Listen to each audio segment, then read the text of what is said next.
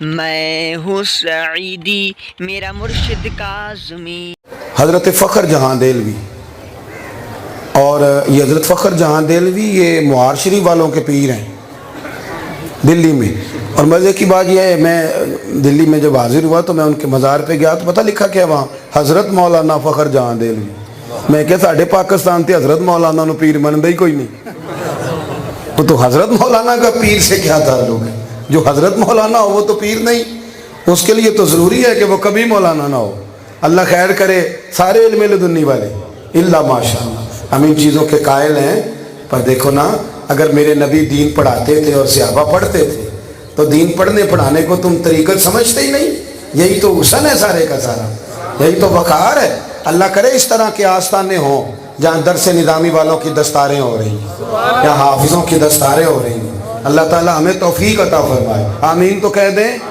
حضرت مولانا فخر جہاں دہلوی جامع مسجد دلی میں خطبہ دیتے تھے، بہت بڑے صوفی تھے، اور اللہ نے انہیں کرامت عطا فرمائی تھی کہ ان کے سامنے جو شخص آتا تھا نا، اسے بتانا نہیں پڑتا تھا کہ میرے دل میں کیا ہے۔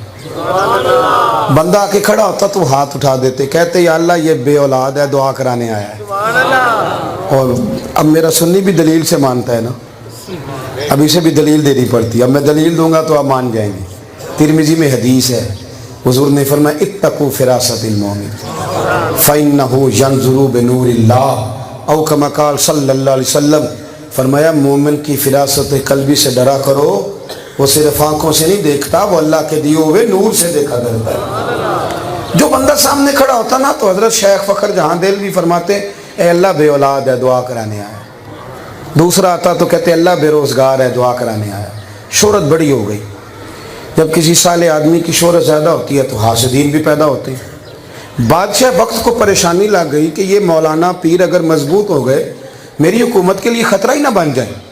انہوں نے ایک چال چلی، طوائف تھی دلی کی، اس کو کچھ پیسے دیے، اسے کہا تو نے ایکٹنگ کرنی ہے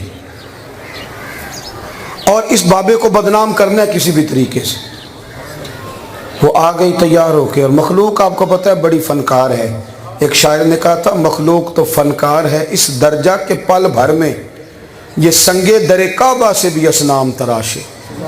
تم کون ہو کیا چیز ہے داغ کبابی، لوگوں نے تو مریم پہ بھی الزام تراشے۔ لوگ تھوڑی باز آتے ہیں۔ وہ طوائف تھی، وہ تیار ہو کے آ گئی۔ حضرت جمعے کی نماز پڑھا کے نیچے اتر رہے تھے تو ہزاروں کا مجمع تھا، ادھر بھی لوگ ادھر بھی لوگ، باتیں سنتے جا رہے ہیں اور رستہ بنتا جا رہا ہے۔ سیڑھیاں اتر رہے تھے تو وہ بن سور کے سج کے سامنے آ کے کھڑی ہو، تیار ہے۔ سلام کے بعد گفتگو اس طرح اس نے شروع کی جیسے بڑی پرانی جاننے والی۔ طبیعت کیسی ہے؟ وہ کمر میں درد تھا، اس کا کیا حال ہے؟ کچے پکے مرید ہر دور میں ملتے ہیں، کچے پکے مرید ہر دور میں ملتے ہیں۔ جو کچے پکے تھے وہ سوچنے لگ گئے کہ بابا رات کو کہاں ہوتا ہے، نہ تو کبھی پوچھا ہی نہیں یہ کدھر ہوتے ہیں رات کو۔ تو فوراً کہنے لگی حضور معاف کرنا، اس وقت آنا مجبوری تھی، وہ رات جب آئے تھے نا آپ میرے کوٹھے پہ تو کھوٹے سکے دے گئے، اندھیرا تھا، ابھی بازار گئی ہوں تو دکاندار نے لیے نہیں، تو حضور یہ کھوٹے سکے رکھ لیں، میں نے سودا لینا ہے۔ رب کریم اپنے بندوں کو بہت بڑا حوصلہ دیتا ہے۔ دل دریا سمندروں ڈونگے تے کون دلاں دیاں جانے، بہت بڑا ظرف ہوتا ہے ان لوگوں کا بڑا۔ اس نے جب اپنی پوری اداکاری کر لی تو حضرت فخر جہاں دہلوی نے جیب میں ہاتھ ڈالا، اصلی سکے نکالے اور اس کی طرف بڑھا کے نا تو 3 دفعہ فرمایا بیٹی، او میری بیٹی، او میری بیٹی، کھوٹے سکے دے جا پتر اصلی والے لے جا، اور دوبارہ ضرورت پڑے نا تو پریشان نہ ہونا، آ جانا، فخر جہاں کا دروازہ تمہیں کھلا ہوا ملے گا۔ یہ لفظ کہہ کے نا تو تیزی کے ساتھ حضرت تیزی کے ساتھ سیڑھیاں اتر گئے۔ چند منٹ وہ سکتے میں رہی، چند منٹ سکتے میں رہی اور پھر دوڑ کے آئی۔ حضرت ابھی جا رہے تھے، آگے سے آ کے نا تو پیروں میں بیٹھ گئی اور اس درد سے روئی کہ سخت دل لوگ بھی رو پڑے۔ کہنے لگی او بابا یہ بتا تو کس مٹی کا بنا ہے، کس صندل اور کس کستوری سے تیرا وجود بنا ہے؟